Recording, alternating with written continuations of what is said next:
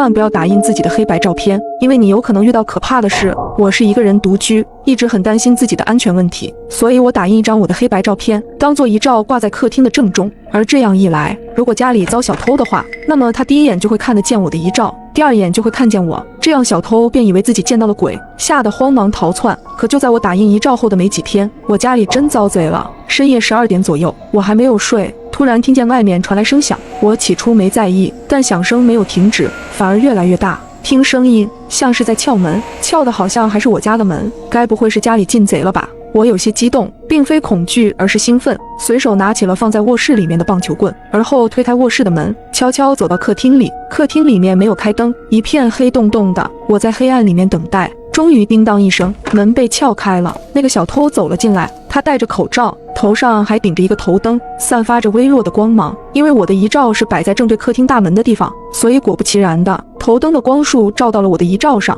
小偷见了后低声骂了一句：“真晦气，一进门就遇到死人。”小偷骂完，一扭头看见了躲在黑暗之中的我，昏暗的灯光勾勒出我的面孔。起初他没反应过来，还愣了几秒，但随即他好像想到了什么，猛地转头重新看向我的遗照。在接下来的几秒钟，他的视线在我和我的遗照之间徘徊着。他终于反应过来了，伸出手指，颤颤巍巍地指着我：“你！”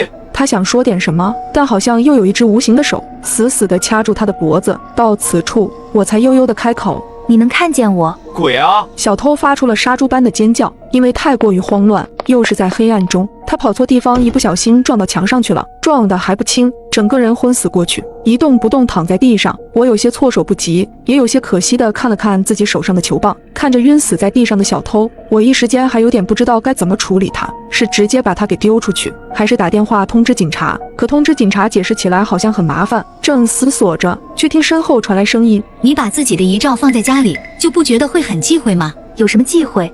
反正这就是几十年以后死掉的我而已，这叫合理利用自我。难不成他还能害我？我随口回道。下一秒，我反应过来不对劲了。我是独居，按理来说，现在这个房子里只有2个人，我和那个小偷。可小偷现在已经昏死过去了，那又是谁在我身后问我问题？我缓慢转动脑袋向身后看去，我的遗照他在对我笑，还向我打招呼了。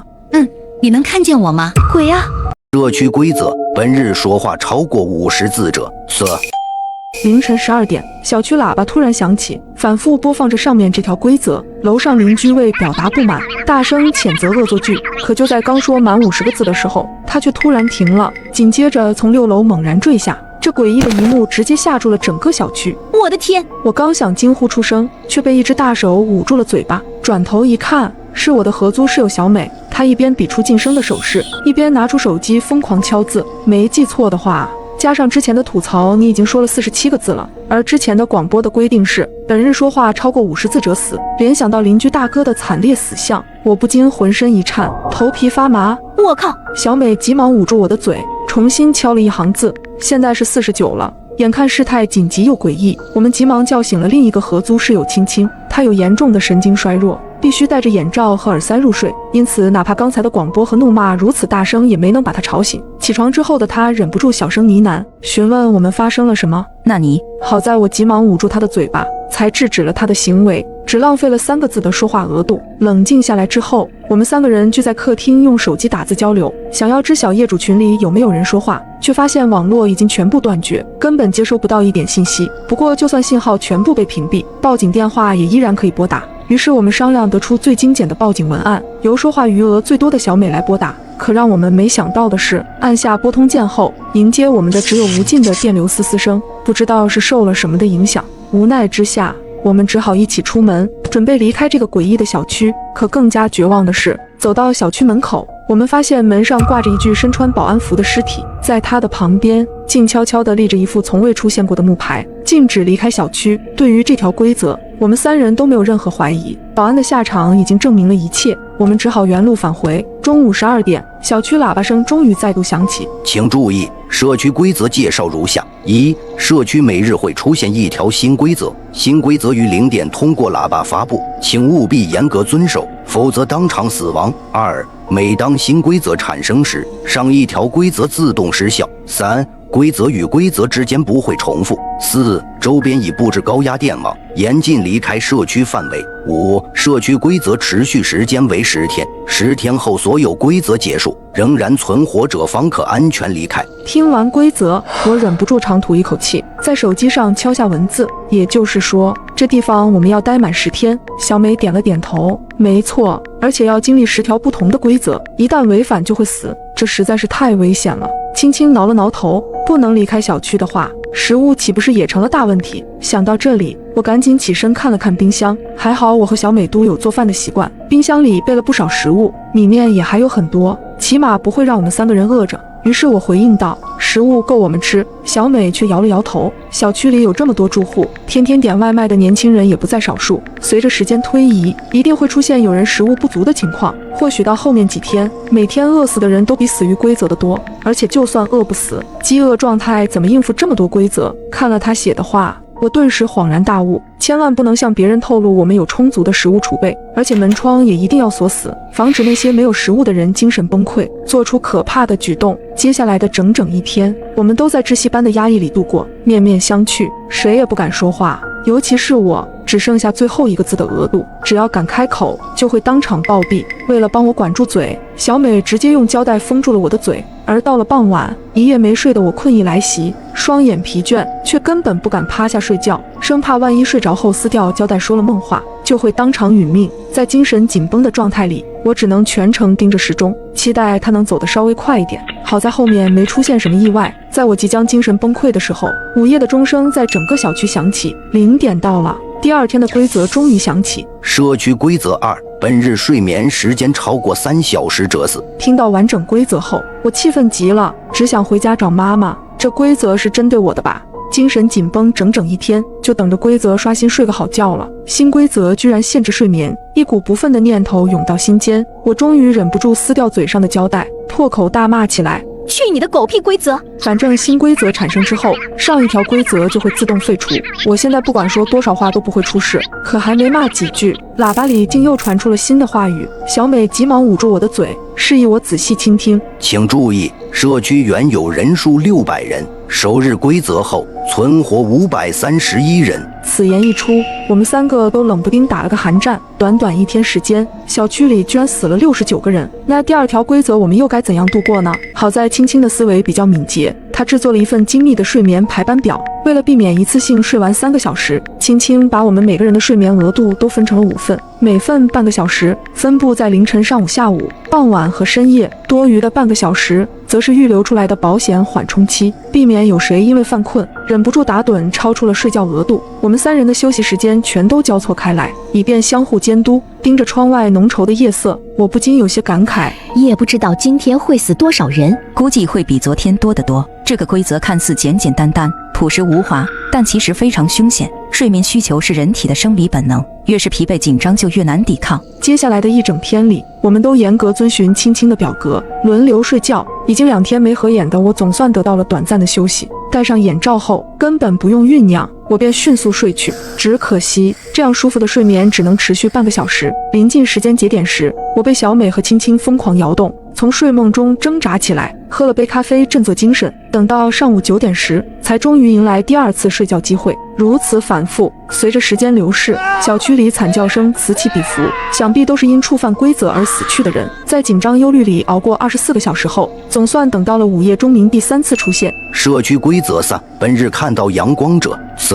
请注意，2日规则后，社区存活397人。第3天的核心是阳光。听到这里，我终于松了口气。这次的规则总算不涉及睡眠和休息了。现在是0点整，最近我们这里日出的时间大概是6点50，咱们在6点之前把门窗全部封死，应该就不会出事了吧？小美点了点头。之后的一整天，我们想睡多久都没事了。随后我们分头行动，将每一扇门窗全部都贴上了黑色胶带，为了避免漏光，更是对缝隙的位置多贴了7、8层。最后我们又用木板把每一扇窗都彻底堵死，以免规则使坏。突然刮起大风，把玻璃给掀开。做完这一切后，客厅就像是一个深邃的黑洞，我终于安心钻进了被窝里沉沉睡去。不知道睡了多久，我被一阵急促的敲门声惊醒，看了看时间，已经是下午1点半，阳光最盛的时候。门外传来好几道凌乱的脚步声，如同幽灵一般在楼道里乱窜，不停地敲门踹门，甚至用指甲刮出刺耳的声。被动静惊醒的青青也凑了过来。这个社区规则实在是太恶毒了些。第1天的规则束缚了居民的交流，第2天的规则又限制了居民的睡眠，第3天的规则连阳光都要剥夺，这样居民们会因为食物、水、求生等因素变得癫狂。虽然同情，但为了避免外边的人做出过激行为，我们只好合力挪过来一个高大的衣柜抵在门口。之后的半天时间，我们再无睡意，3人只能牢牢守在门口，听着那些惨烈的哀嚎以及各种砸锤撞门声。终于，发布规则的喇叭再次响起，请注意，3日规则后，社区存活299人。社区规则4：当日凌晨1点以后，凡是在镜面中看到自己的人，这个规则和第3条类似，需要把所有能够映照人像的东西全都封起来。不过只有1个小时的准备时间，大块的玻璃窗本就处于隔离状态，不用再管。我们将电视机屏幕、冰箱表面密密麻麻缠满了胶带，同样也包括手机、电脑这些电子产品。做完这些之后，整间屋子都陷入了彻底的沉寂，我们3个的话语也越来越少，甚至不敢对视。这样的麻木持续了24个小时，直到午夜钟声重新响起。请注意，4日规则后，社区存活262人。社区规则5：当日至少跨过2万级台阶，违者死。听到这条规则时，我的第一反应并不是条件有多么严苛，而是感慨终于不用困在窒息的黑暗里了。没有等到天亮，我们便直接走出了屋子。可刚打开房门，一股腥臭的气味就涌到了眼前。楼道里七零八落躺着不少居民的尸体，想必这就是违背前几条规则的下场。想到这，我们3人再也不敢怠慢，开始一步步爬楼梯。不过我们低估了这个规则的难度，因为很久没有这么大的运动量，仅仅是6000阶，我们3人就精疲力尽，双腿抽搐，瘫软在地上。无奈之下，我们只好暂时回屋休息，待到中午12点才重新开始新一轮爬楼。不少存活下来的住户也纷纷加入了爬楼大军。人多起来之后，紧张感略微减少，可这2万级台阶依然是难以逾越的大山。直到晚上10点半，手机上的步数终于到了21000步。为了确保万无一失，我们多走了1000步。艰难地回到家后，没等我们喘口气，午夜钟声准时响起，一片片惨烈声也随之而来。小区里不少行动不便的住户都没能熬过这个规则。一位60岁的阿姨因为体力不支，仅仅走过9000级台阶，突然呼吸不畅，口中吐出一口鲜血，然后便从楼梯上跌落下去。请注意，5日规则后社区存活215人。社区规则6：当日中午12点，请前往所在单元楼的楼顶天台，12点10分后方可离开，违者死。听到这个规则之后，我愣住了。什么意思？只需要花10分钟去一趟楼顶，这么简单吗？社区规则从来没有仁慈过，这条看似简单无害的规则里，一定隐藏着恐怖的杀机。临近11点，我们3人早早来到天台，起初能够找到一些关于规则的线索，而随着时间推移，顶楼上的住户越聚越多，30-40人一起研究，直到接近了中午12点，我们都不明白规则的目的到底是什么。这时，一道突兀的尖叫声扯破了所有人的注意力。那是什么？我急忙循着声音抬头看去，果然在远处的天空中看到了一个黑点。仅仅是3秒之后，黑点的后方便有更多黑点迎风而来。待它们飞得近些，我终于看清它们居然是一只身形庞大的怪鸟。显然，它们就是第6条规则给我们的考验。小美小声嘀咕道：“我们该不会是他们的猎物吧？恐怕是的。”果然，怪鸟们没几秒的功夫就飞到了小区上空，一边盘旋，一边时不时俯冲过来，对准人类扑击撕咬。它们速度很快，爪牙异常锋利。昨天才爬过2万级台阶的人们根本难以逃离，更不用说抵抗。好几位住户被利爪狠狠撕破，3两口就瓜分掉全部血肉，只剩下白花花的骨架。这一幕看得我肉疼，忍不住回头瞥向下楼的通道。没等我行动，一个年轻的小伙子先我一步跑向通道，可下一秒他就被一只巨大怪鸟抓向高空。看来没到12点10分，绝对不能下楼。面对怪鸭一轮又一轮的袭击，我们只能疯狂逃窜，哪怕是一直相当冷静的青青，此时也难忍惊惧。难道说规则觉得前面几天的死亡比例太少了，开启了杀戮模式？还好小美还算冷静。我觉得社区总规则里既然点名存活的可能性，就不会设置绝对意义上的死局。我们留心观察，或许能找到破局的生机。我刚想点头附和他的鼓励，却看到一只怪鸟朝我们的方向飞来。见状，我急忙伸手呼喊，小心！可惜我的叫喊晚了一些，怪鸟第一时间攻击的竟然是跑得最快的青青。青青的肩膀顿时被抓出几道疤痕，疼得青青原地蜷缩起来。小美见状，迅速拿起一根木棍反击，赶走了青青身上的怪鸟，接着冲我大喊：酱汁，怎么办？再这样下去，我们都要死定了！眼看怪鸭在头顶越聚越多，我的心也坠落到了谷底。绝望的我，甚至想闭上眼睛迎接死亡。不对，怪鸭吃人的行为好像是有规律的。周围满地都是住户残破的身躯，有些已经成了白骨，被吃了个精光；另一些的身躯则相对完整。如果没记错的话，这些怪鸭并不会吃那些已经躺下的住户。念头一转，我猛然想通了一切，立马朝着青青和小美高声呼喊：他们有视力缺陷，怪鸭喜欢攻击活动敏捷的人，躺在地上就会没事。说完之后，我也立马原地俯身趴下，把身体死死粘在地面，足足在心里默数了半分钟，竟都没有一只怪鸭找上门来。这一刻，我终于松了口气。幸存的住户都学着我的样子，死死贴紧地面，不敢动弹分毫。怪鸭们变得茫然失措，突然没了目标，只能在楼顶一圈圈的盘旋。随着12点10分的到来，它们仿佛受到一股神秘力量的驱使，循着来时的方向飞去。轻轻捏着仍在疼痛的肩膀，冲我微微一笑：幸亏你找到了破局关键，不然我们已经变成一堆肉渣了。休整1日之后，我们迎来了第7天。请注意，6日规则后，社区存活36人。社区规则7，当日必须前往1号楼第10层乘坐1次电梯，违者死。第6次规则后，存活人数从215人锐减到寥寥36人。而第7天的规则，诡异程度丝毫不减，天知道电梯里面又会有什么恐怖的存在。这一次的规则没有限定时间，我们什么时候过去？越是不限时间的规则，我们就越要第一时间赶过去。小美附和道：上一轮的经历已经证明，在凶险的规则也存在着一线生机。我们越早过去，就可以观察到越多样本，这样就能推断出电梯里的生机所在。1号楼是我们小区里最高的主楼，足足有20层楼。我们3人走到1号楼底层后，尝试坐电梯上楼，却发现无论怎么按动电梯按钮，梯箱都稳稳地停留在10层。显然电梯已经被规则动了手脚，只有从10楼才能进入。无奈之下，我们只能爬了10层楼梯。抵达10层之后，我们并没有直接走进电梯，而是选择躲在附近的走廊角落，悄悄观察电梯的情况。不到10分钟，就等到了第一批抵达电梯的住户。那是一对情侣，他们在门前踌躇犹豫了很久，才终于按开了电梯。里面极其平静，空无一物。看到这一幕后，他们总算是放心地走了进去。我们则凭着呼吸，目送他们2人的身影消失。我猜电梯一关闭，里面就会出现比怪鸭还恐怖的东西。然而关门之后，电梯的楼层显示器突然开始变换，经过一阵跳跃，楼层数字从10变成了3，随后电梯便迅速下降，在不到1秒的时间里，从10层冲到了3层。惨叫声、碰撞声从电梯门外隐隐传来。再度归来时，梯箱里已经是2具发软的尸骨。看到这一幕，我的天灵盖仿佛都被人掀开了。这样的死法和处以极刑有什么区别？又等了3分钟后，新的住户走上了楼，这次是一个穿背心的大叔。等他按开门，我们惊奇地发现，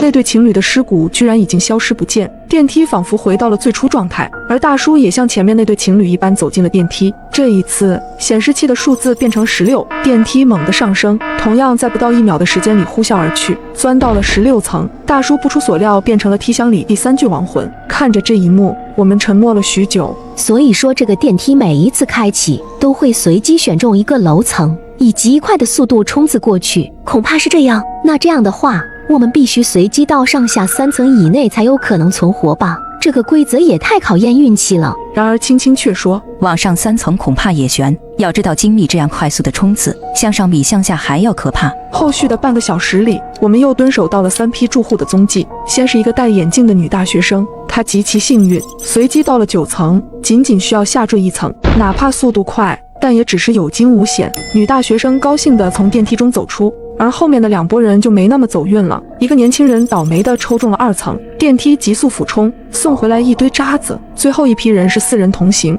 ，3男1女一起进入，随机到了15层，急速上升之后，同样没有1人幸免。这一关太难了，能活着走出来的只有女大学生1个人。正在我陷入沉思时，轻轻的声音突然打断了我。去电梯。我和小美都有些莫名，怎么了？先进去再说，不要被人抢先了。就这样，我们一头雾水的进了梯箱。看着电梯门慢慢关闭，显示器上的数字开始跳跃，几秒之后数字终于定格，它停留在了8，随后便开始下降，极快的速度让我体会到前所未有的失重感。不过好在仅仅只有2层高，对我们并没有造成致命的重创。回到10层后，我惊魂未定地走出电梯，忍不住向青青发问：你怎么知道这一次是安全楼层的？青青解释道：电梯的关键就在于7这个数字。7，没错，就是7。这些楼层数字看似随机，其实每一次都是在上一次的基础上下降7层。第一次那对情侣的3层是初始楼层的10层下降7层，而我们如果把每次下降到底层都是做一轮循环，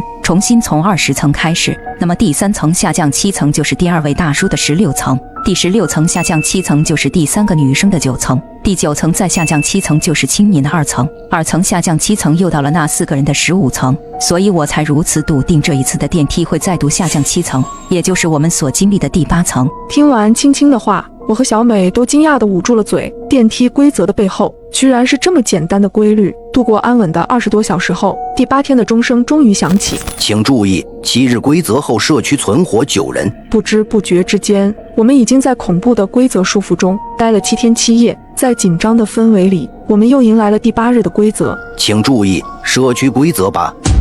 我是个盲女，无意间恢复视力后，发现我的老公竟是2个背部相连的连体男人。早上听新闻的时候，电视里正报道着一个女大学生失踪案，我听得正入神，忽然太阳穴刺痛了一下，我不禁闭上眼睛，再睁开时，漆黑的世界突然有了白光进来。难道我的视力恢复了？我一激动，不小心打碎了桌上的杯子。林冉刚好在身后拖地，他立即关切地走上前问：怎么了？我本想告诉他这个好消息，但在看见他的时候，我不由得僵住了身子，因为我隐约看见林冉的背后贴着一个人。看来我的视力并没有完全恢复，居然还会把一个人看成2个人。林冉问我：是因为怀孕所以感觉不舒服吗？我点头，有可能。想起孩子，我心头变得柔软，走上前想抱抱丈夫，却被他推开。小将，我还要拖地。结婚3年，林冉从来不让我拥抱他。我是一个盲人，但林冉手脚健全，却有着特殊习惯，比如不能拥抱、分房睡觉、爱穿雨衣。睡了一晚上后，我被噼里啪啦的雨声吵醒了。朦胧间，我竟然看见了洁白的床单、米色的柜子，张开食指在眼前晃动，我还是看得清清楚楚。我真的恢复视力了。此时外面传来开门声，我欣喜若狂，想要快点告诉林冉这个好消息。可刚走到门口，我就看见林冉正在拆一个超大的纸箱。林冉背对着我，她穿着宽大的黑色雨衣，头上戴着的硕大的衣帽将整个人笼得严严实实。纸箱被打开，我看见有一个女人躺在里面，那个女人穿着白色的校服，蓝色的帆布鞋，肢体僵直。我一眼看出这是具尸体，我愣在原地，耳边回荡着昨天的那个新闻，竟然是他杀了这个女人。我想开口叫她，突然一只手从林冉的雨衣里伸了出来，她的手不应该在拆纸箱吗？帽子被推开，我看见帽子里藏了一张男人的脸，那张脸正对着我。看见我后，他微微笑了，随后雨衣里又伸出来一只手，那只手上正拎着给我买的早餐。我心惊肉跳，不由得连连后退。顷刻之间，我终于明白为什么林冉从不跟我一起过夜，也从不让我与他亲近。原来他是个连体人，我甚至不知道这2个人中谁是林冉。此时他们转过身去，我看见了另一个男人的脸。小将，你起来了。最熟悉不过的声音，我直觉他就是林冉，可我没有回应。他又问：怎么在发抖？我感觉到林冉明显警觉了起来。小将，你的眼睛能看见了吗？我连连摇头。他冲上前来，激动地问：你是不是能看见了？快说话。我害怕被看出破绽，假装痛苦地开口道：我肚子痛。肚子疼。我点点头，继续装成盲人看着前方。也就是这时，我看清了那个女尸的脸，她的脸上有一道细长的疤痕。我才想起来，我认识这个人。小将，你在流血。林冉的话拉回了我的思绪，我下意识低头，才看见自己的睡裙下有鲜血流了出来，心头一颤，我两眼一黑，陷入了昏迷。再次醒来时，我发现自己躺在家里的床上，林冉坐在我的床边。小将，你醒了。我强装镇定，用手在被子上摸索，假装寻找他。我睡了多久？林冉猛地向后退，应该是怕我摸到他身后的那个男人。你睡了好几天了。我没说话，想找机会报警。小将，孩子没了。你说什么？我惊得坐起了身子。林冉垂下脑袋，可表情却看不出一点难过。医生说你的身体太虚弱了，所以才会流产。怎么会这样？我佯装哭起来，其实心里却暗自松了一口气。有一个杀人犯加连体人的父亲，这个孩子本就不该出生。林冉柔声说道：小将，你还年轻，以后还有机会做妈妈的，别难过了，我去给你炖点鸡汤。他往外走的时候，他的兄弟一直面对着我，如同一个附着物靠在林冉背后。等他们走出去后，我掀开被子，也偷偷跟了出去。林冉他们进了厨房，我走进客厅，发现那具尸体已经不在了。我靠近厨房，隐隐听见里面传来咳嗽声，两个男人的对话声随之传来。那剩下的人，你准备怎么办？不是林冉的声音，应该是他的哥哥或者弟弟。我听见我的丈夫说，把他们都找到，然后全除掉。我心间猛地一颤，那边又传来声音，嫂子好像不对劲，我怀疑他是不是能看见了。叫我嫂子，看来林冉是哥哥，他们竟这么快就怀疑我了。林冉道，是不是因为药的问题？药？什么药？听见他们好像要往门口走来，我不敢再听下去，赶紧跑回卧室。我的丈夫到底是个什么人？没过一会，林冉就端着鸡汤进来了。小将，喝点鸡汤吧。我看见他身后的弟弟也在歪着脖子朝我看来，我倒吸一口冷气，这鸡汤里十有八九有问题。我现在不想喝。喝了吧，你身体太虚弱了，喝了对身体好。我颤颤巍巍地伸出手，故意摆出矫情姿态。太烫了，你先喝吧。林冉把鸡汤拿到嘴边吹了吹，然后递到我面前。我喝了，不烫。他骗人，根本没喝。我再次推开他，我不喝，我想睡觉了。好吧，那你先休息。他又咳嗽起来，转过身准备离开时，他身后的弟弟顺带把床头的手机拿走了。这一切我只能仿若未见。等他们走后，我绝望地想着自己的处境，我很想报警。林冉杀的那个女人叫吴佳佳，她是我这辈子最恨的女人。要不是她，我也不会成一个瞎子。因为争夺考研的名额，她故意害我出了车祸。我失明后退学，她却顺利考上了研。林冉居然杀了她，到底为什么？他们还说要杀了剩下的人，那又是谁？思考这些问题让我头痛欲裂，没一会就昏睡了过去。过了很久，我听见有人凑在我耳边说话。小将，我迷迷糊糊地睁开眼，这么快就天黑了吗？此话一出，我毫无困意，马上就清醒了。这不是暴露我恢复视力了吗？小将你，我在空气里嗅到了一丝危险的意味，立刻解释道：老公，我是迷糊了，差点忘了我是个瞎子。林冉叹息道：小将，天还亮着。什么？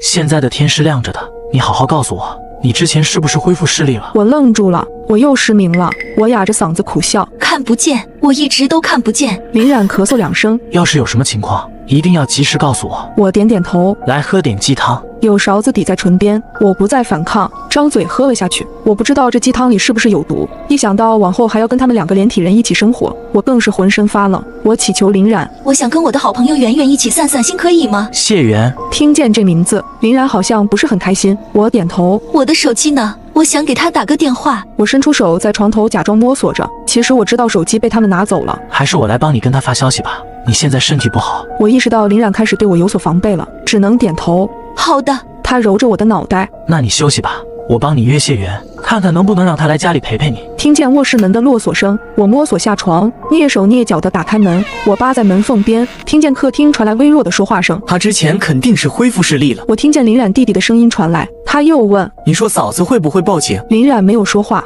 良久我才听见我的丈夫开口：不管怎么样，反正他现在又看不见了，只要我们把他看好就行了。我百思不得其解，想不明白自己为什么又会突然失明，也搞不清楚林冉何时对我下的药。我无力地瘫坐在地板上，只求他能说到做到，帮我约谢元上门。第2天，谢元竟然真的来了。你们好好聊天，我先出去买点菜。说完，林冉便出了房门。谢元坐在我的床头，关切地问我：小将，你还好吗？我摸到了好朋友的手，露出了久违的笑意。我凑在谢元面前低声道：圆圆，能不能帮我一个忙？什么？能不能帮我报警？我感觉林冉不对劲，他好像杀人了。谢元收起笑声：他怎么会杀人？你之前来不是总纳闷林冉在家为什么还要穿着超大的雨衣吗？其实是因为他是个连体人。前几天我突然恢复视力，不小心看见的，可现在我又被他下了药，什么也看不见了。我提醒圆圆，当务之急是赶紧报警。谢元却说：我已经报过警了，你放心。你报过警了？是的，我刚刚发短信报警的。我长舒一口气。警察多久才能到？谢元道：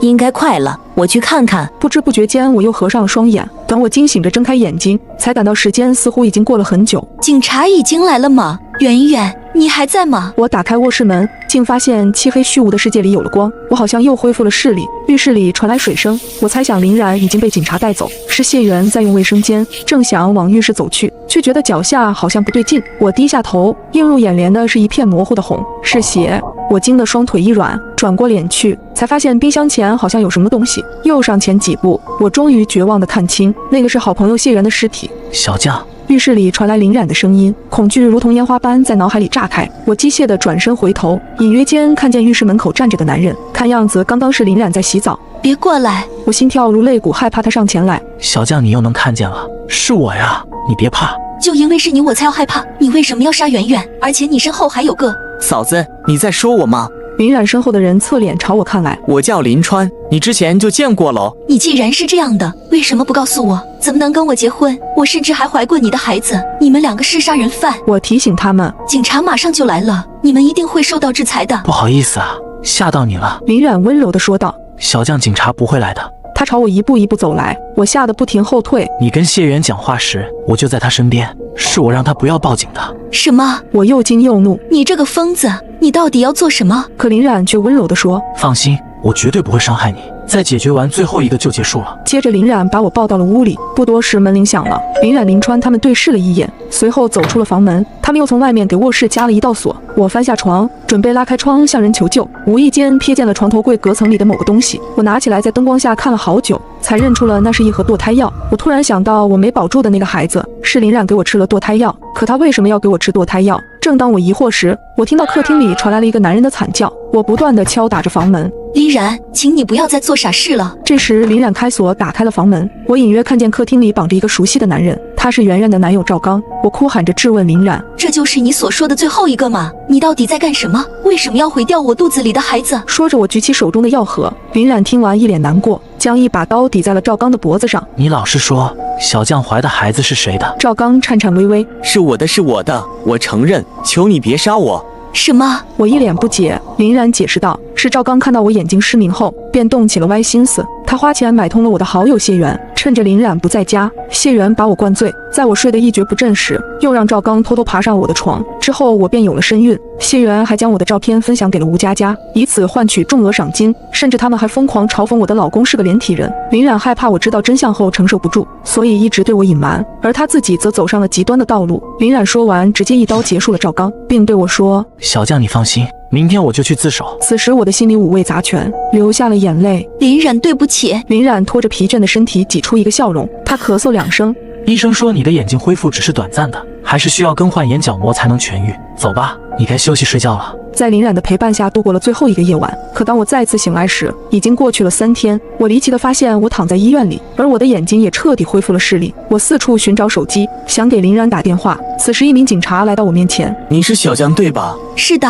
你的丈夫已经全部交代了自己的罪行，明天将执行死刑，但是他强烈要求在此之前将自己的眼角膜捐献给你，看来手术还是挺成功的。听到这我心头一酸，连忙询问林冉现在在哪？就在中心大街的警察局，你还可以见他最后一面。我立刻翻身下床，朝着警察局跑去。